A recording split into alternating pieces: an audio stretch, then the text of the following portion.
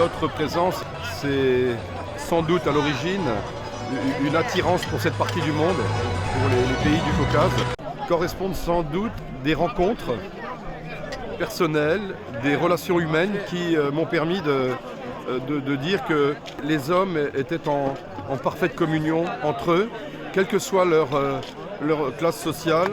Et donc je me sens vraiment bien ici et j'ai eu envie de poursuivre ces expériences. Et depuis 1998, je fréquente l'ensemble de ces pays d'Asie centrale et du Caucase. Donc on est vraiment aux sources et aux racines de la vigne, si j'ose dire. Alors évidemment, nous venons avec ce que nous aimons bien, avec ce que nous faisons de mieux, c'est-à-dire en France et en particulier en Bourgogne, l'activité viticole, l'élaboration du vin.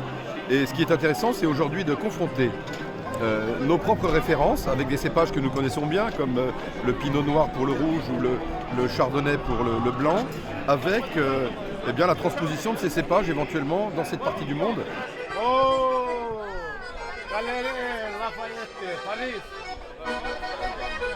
C'est une expérience d'une richesse sans limite, sans borne, qui permet de dire très clairement qu'ici, eh bien, ils savent faire du vin et ils sont demain en possibilité, à l'échelle internationale, à l'échelle mondiale, eh bien, d'être des partenaires sur ce terrain-là, des partenaires qu'il faudra prendre très au sérieux.